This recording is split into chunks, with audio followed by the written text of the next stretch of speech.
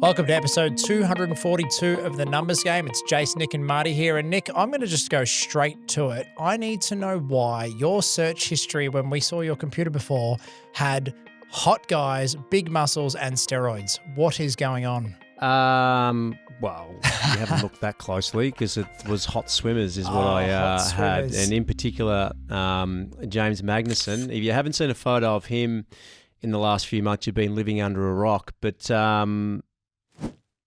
question for you, Jace, before I go into this. Would you take drugs if it... mate, don't nod your head. Wait. Sorry, I gotta wait for the whole question. Would you take drugs if it meant winning $1 million? Yes. Yes. Marty? Yeah. How are you, Marty? Sorry, I'm on drugs Should I have thought about that for longer? No. I want what Marty's on. No, I wouldn't, because it's a values misalignment. So I wouldn't do that. So Okay. you don't value your money? Okay. Jason and I run with the rest of this episode then. I think. But I'm keen. I'm keen to hear. I'm willing to be turned around.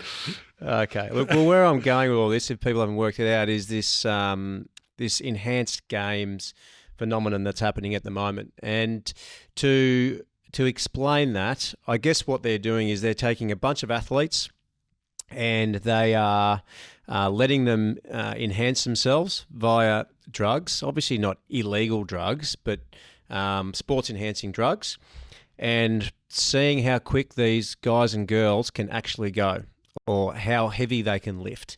What can the human body actually achieve if there was no boundaries? So this is happening at the moment. I think it's in early 2026, roughly when the games are happening. I guess where it's raising eyebrows, and what I want to talk about today is ethics. And the Olympic Games is being referred to a lot. And what's developed from this is how can athletes spend their whole life training and dedicating themselves to sports like swimming, that's probably one everyone's seeing the most, competed in Olympic Games at the highest level, so many eyeballs on it, so much revenue in the Olympic game arena, and the athletes really don't have any money for these kind of sports because it's not like boxing or whatnot where they're looked after, or football or basketball. So I think for me, the conversation started around ethics. And then what I'm seeing now is, maybe we need to rethink how the Olympics works, because what's driving these athletes to actually want to do this? And the reality is you can have all the pride in the world as being the number one athlete. And of course that could then move into other opportunities such as sponsorships and ambassador roles or whatever that might be. But when you look at the numbers, and I've got some numbers here from the Paris Olympics, so some of the numbers from a revenue point of view that are generated, to think that the athletes get little to none of that is just crazy. So for Paris, we had 4.49 billion euros in revenue. We had a profit of 76 million euros. Over 12 million ticket sales were sold, exceeding estimates by 348 million euros. A 60% increase in sponsorship revenue compared to the Tokyo 2020 Olympics. Just crazy stuff, right? So, and you look at everyone around the world, including myself, who's not even into these sports, but it's the one time that you sit down and you actually watch TV and you take all this in. And if you look at sports like the NBA, the NFL, baseball, even now NRL and AFL in this country, most of the revenue and how these players can get paid so much is TV rights. So I just think, how are these athletes dedicating their lives to the pinnacle, the Olympic Games, and just not getting rewarded for it? Of course, if something like the enhanced games comes up, you're going to have a think about it. Now, James Magnussen is the one that everyone's seeing the most. And, as I said, unless you've been living under a rock, you've probably seen a picture of him in a swimsuit. He looks like an animal, right? And ridiculous. He's obviously swimming very fast. Ex-Olympian. And I think, well, why wouldn't you do that? Particularly if you were outside of your peak without being assisted. Why wouldn't you focus on something like this and try and make some money for your family, security, all this kind of stuff? So I guess I wanted to open the floor to you guys, see what you think. Do you like it? Do you think it's a good idea? Do you struggle with the ethics? Is it even an ethical issue? I don't think it is, because you're not putting these athletes in the same arena. It's a different arena. You're not recognising their world records. So to me, there is no ethical issue. If that's what they want to do and someone's willing to pay them to see how fast they can go, then let them do it and keep the Olympic Games where it is. I think the issue is if the Olympic Games don't change the way that they support their athletes, does something like this, which could be more exciting, start to pull good athletes away. Yeah, it's a challenging concept for me, because I go, to resolve the issue, you pay the Olympians, great prize money, and I mean people that qualify to go to the Olympics, right through to people that win medals, because like you said, that's the pinnacle of sport around the world in regards to the highest thing you can achieve. So to me, that would resolve a lot of issues, and I think the other, like always, show me the incentive and I'll show you the behaviours, right? In order to get the money a lot of the time. So if you can have all the great attributes of the current Olympics and just add great reward to that for the athletes, then I don't think it would open the door to this. And the thing I think about kids coming through in the next generation in regards to what are we inspiring them to watch and to emulate. And I go, like, I know when Van der Haar came to Pascoe Primary School at Essendon, he kicked a 50-metre torp. I barracked for Essendon, right? Now, I didn't know how many slabs he was drinking, let alone how many drugs he was taking. I'm going to emulate, that is my team, in one moment. And if this becomes, and here's the thing I want you to think about, lads. I'd be interested in your thoughts on this. Like I go, am I the hypocrite here, or does this make sense? Where I go, I'm all for scientific support. Like if you've got the super suits and, that enhance what the human is capable of, great runners, aerodynamic things that you can utilize to expand performance. You can see my quandary here, because I go, I'm interested in that, but once you start putting chemicals in your body to alter your chemistry, and like I said, I'd want 10 years of evidence that it's not hurting the person, first of all, even to come to that conclusion, let alone people just, deciding, yes, this is the way forward. And you've got people that then are usually not even qualifying from the Olympics and then breaking the world record. But this is the real challenging thing, because there's a Kenyan runner, I forget her name, but she's won 3 Olympic events, and she wants to break the 4-minute mile, first female to do it. And Nike have jumped all over it, right? They said, all right, we're going to give you all this aerodynamics things, these runners. It's not going to be a legitimate event because, we're giving you all this support. So they're providing her with funding to represent their brand. So what happens here with the enhanced games? Do we get pharmaceuticals now sponsoring? There's so many interesting dilemmas here. I'm not ruling it out, but something doesn't feel right in adjusting someone's internal mechanisms to perform at this heightened level. I feel there's something that feels very uncomfortable about that. And look, you raise a good point around the Kenyan runner, and the thing that got me there was, well, I guess runners can still make a lot of money. They might not make money from performing at the games, but what do runners wear? Shoes. What's really popular? Shoes. So from an ambassador point of view, I think a runner can make a lot of money. The sprint runners, they're full athletes. Even the TV shows now on Netflix, the Correct. Sprint, there's a bit more going on. But you think about a swimmer. Now, her name's Faith Kipyegon. Kipyegon, yeah.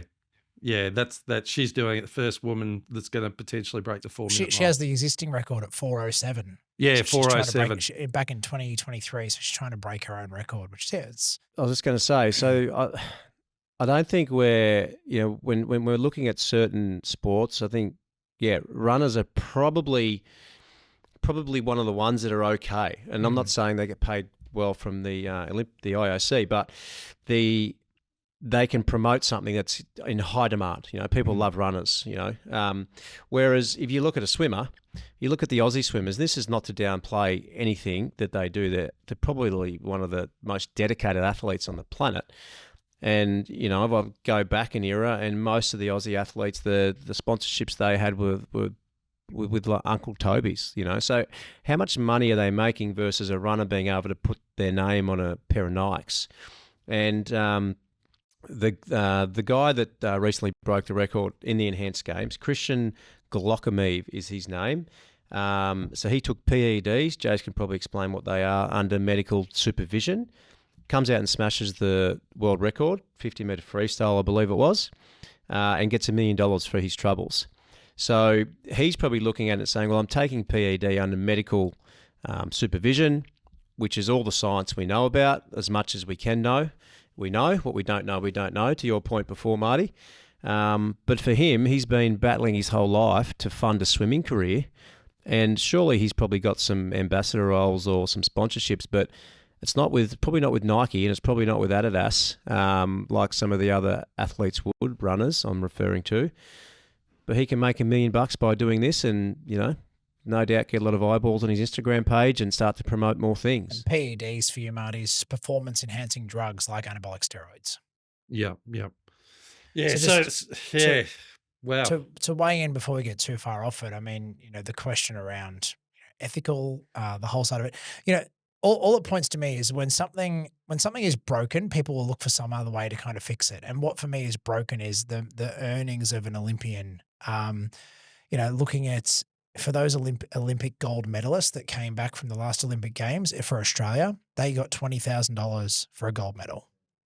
Now, when you think about dedicating your life to your craft or your sport, training, it's an event that happens once every 4 years, and based on, your age and the right time of your body and, everything going right around hormones. And if you're female on that particular day, if you were in your cycle and you weren't performing at your best, like all the things that happen for you to have the chance to win $20,000 versus, as an example, and this is the bit, that gets interesting as you look into it, like all the gold medal and the prize monies are done on your home country, not the International Olympic Committee or the host country. So, think about where, Nick, that, billions of revenue that you said goes, how that doesn't then flow back to the Olympians then in itself. But then also you look at if you were in Singapore and you won a gold medal, the prize was $1 million when you went home to your home country. So something's broken in the way these Olympians are remunerated for dedicating their craft. Definitely. And where something is broken in traditional sport, it's someone with money can come along, and then there's a way to disrupt it and change it. And look, all I say is, from an ethical point of view, if I was really good at something and I could make myself a little bit better by taking something that has been tried and tested and we know the data around it, would I want to break the record by 0.01 of a second or 0.1 of a second and get the million? Hey, cool, $1 million is $1 million, but I would have thought there could have been some more drastic record breaking. Let me ask you both a question just to challenge. Like, would you, scientifically medicate your staff in business if you thought you could get 3 times the performance out of them? Is it legal? Wait, legally? Well, it'd have to be. So I think of the movie Limitless, where it's kind of this movie around Bradley Cooper. Great movie. If science got to a point where there was a pill that got you to unlock more use of your brain and perform it at a better level, that absolutely it'd be a no-brainer if you can get access to that and have more productivity, better brain power, better results, better value for customers. Like, yeah, 100%. So the argument could be. I'm just trying to challenge my own beliefs on it, right? But the argument could be that there's doping happening in legitimate sport anyway. Right? So, and that's been proven. Fact And proven time and time again. The Bombers got away with it, right? if there are strict parameters around it, does it make it fairer at a certain level as long as people are operating within the boundaries of what that is? And these are all the nuances that, you know what I mean? It's, yeah. All they're doing is they're creating an environment, and they're saying, this is what we want to see. If you're prepared to come and do it, you're going to get paid in a healthy way. So to answer your question, would I do it to staff? No. But if it was legal and I said to the staff, hey, you can take this and I'm going to pay you triple, then that's a different story. Yeah. As long as they're making a choice. I don't see how it's any different. The brain issues with sport at the moment is huge. Like and particularly with rugby league and AFL, all these new people are coming to the surface with CTE issues. Yeah. So how's it any different? And I love boxing and I love the UFC. How's it any different to saying, hey, if you're willing to put yourself in the ring and get punched in the head 30 times, there's a chance you're going to take a purse of $3 million depending on the pay-per-view. To me, it's no different. Like, here is the rules. This is, you choose to get in there. And if you choose to get in there, this could be the reward. Now, you make that choice whether you want to do that or not. No one's saying to James Magnuson he has to go and swim. It's purely a choice, and I don't see how it's any different to boxing, UFC, AFL running flat out at another individual, skydiving, for Red Bull, getting in an F1 car, driving at 300 k's an hour because you can earn $30 million a year. Like, you're putting yourself into high risk sports because people want to see it, and for that you get rewarded. So for me, I think that, of course, there's an ethical issue, as in, are you promoting that it's okay to take drugs? And to me, it's the rabbit hole of going, knowing what people are like, and people want to get that edge, they want to get more money. Like, those boundaries will have to be really strict in what they're medically pumping into themselves too, because again, there will be people testing the limits, and that could produce a whole different problem. And I agree with. And this is the thing that concerns me. It's like AI. Will they take our jobs in the end? Will robots come? We don't know yet. But there's got to be parameters around it, safety parameters, to make sure it's okay. So it's interesting because you always want to be curious and test what's coming. But it's I just think about what. We're going to be inspired through the actions we see, and then we're going to ask, how did they do it? And if this is something that people are going to do, is that necessarily healthy to people, for the money? And like you said, but you negated that to a certain degree. A boxer gets into a ring, gets the lights beaten out of them. So it's it's an interesting dance. And it is a bigger issue overall when it comes to, we've used the word ethics or integrity. One of the biggest parts of the Olympics is human potential. When I think about all the guest speakers that have ever been either on great podcast episodes or guest speakers on stage at retreats or events that we go to, have been, like, a lot of the times they're Olympians who share their story of the effort, the energy, the struggles, how they got back up against all everything was against them, and they managed to win that gold or do something amazing. Are we as impressed with that if the person who gets on stage was taking drugs to achieve some kind of achievement? And then the message is, if I'm sending my team, or if it's primary school or high school kids that are hearing this guest speaker talk, is that the message that we want to send? Is that something that we can, promote? Or because you'll normalize it in the end. Once we get through a couple of decades, it'll be normalized. So it's like, do we as a human race want that to happen and for that to be normalized? And I think, people struggling to be themselves as it is, so you give people, give them the blue pill, they're going to take it if they can get recognition and advancement. So, and I think I'm not discounting it. I'm just saying I think we got to be really careful in the way it's done, to make sure that, just us as people don't, sort of destroy ourselves too. Yeah. Because people will take advantage of us as humans, 100%, pharmaceuticals, everything. Yeah, and look, I totally agree with all of that, everything you're saying. Does it create a theory that it's okay? And are we using these people as science experiments? Is the other, ethical issue. But as I said, they're making their own choice. But I'll tell you what it does do. It gives the IOC or any similar kind of organisation where athletes aren't getting paid not what they should be, but their fair share is how I'll put it, of the revenue.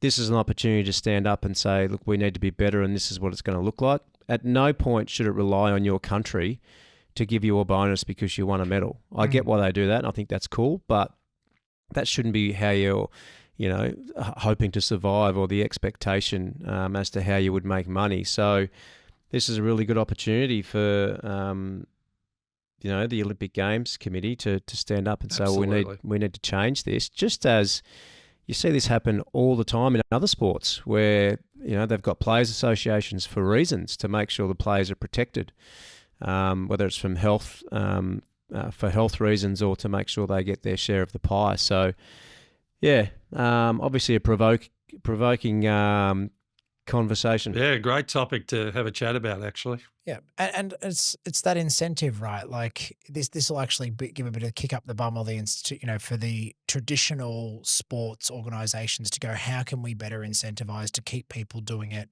this way, rather than being tempted by money and taking drugs or whatever else is on the other side. What can we do better? And you think about like a business. How does a business make more revenue, or what does it open up? The Olympic Games, I look at the potential for, we've had some golf documentaries where they follow a player around. They've done it with tennis. They've done it with the F1. Look at Drive to Survive, how that revolutionized the Formula One and increased the golf, the live.